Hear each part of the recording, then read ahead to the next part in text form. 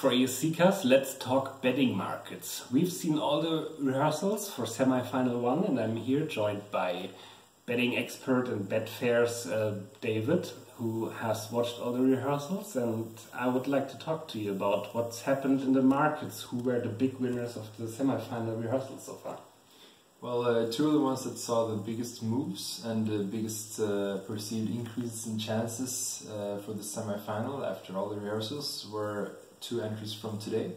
The first one that I would mention is Croatia, which was perceived as almost without a chance, trading at almost double digits for qualification before the rehearsals, and now the markets received their rehearsal very positively.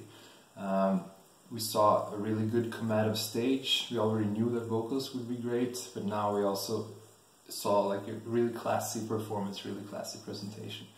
So the markets increased the implied chances of qualification to about 25%, which is still up from the around 10% that we had before. Pretty big move there. And let me ask you about Croatia, since you mentioned it's still just given a 25%. In your own estimation, would you say the chances are even higher, or is the market now correct, or has it even over-adjusted to what we have seen today of Croatia? It could be even higher, I would say, but the problem for Croatia is, of course, that it's in the semi-final is super tough. There are some of the biggest heavy hitters in the competition this year are in the same semi-final, and also Croatia don't have many traditional voting allies, and in this semi-final even less. Maybe Macedonia would be the only ones that are really considered allies. So they're a little bit on their own, have to rely on really making the best of what they have. Okay, so Croatia has gone up in the markets. Is there anything else that has gone up?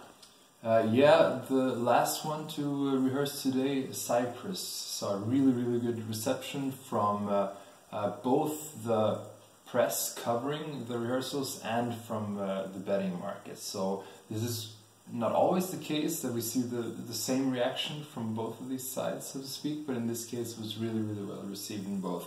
So since, among other things, Cyprus is performing last in the semi-final, they were already considered to be likely to proceed, but now they're considered to be one of the most safe to qualify from the semi-final in the entire semi-final, which is a big deal considering, again, all the competitors that are sort of candidates to even win the Eurovision Song Contest in the semi-final. So it's a big deal. They did well, they had good choreography, really a lot of like attitude, a lot of good tempo, a lot of good energy in the performance. Yeah, we've seen that. And so basically the two winners were both from the second day then, in Croatia and Cyprus. Those were among the bigger moves in the market, yeah. Okay, that was the betting update for the semi-final 1. We will get back to you with more betting updates from the rehearsals. That's it for now. Thank you very much for watching.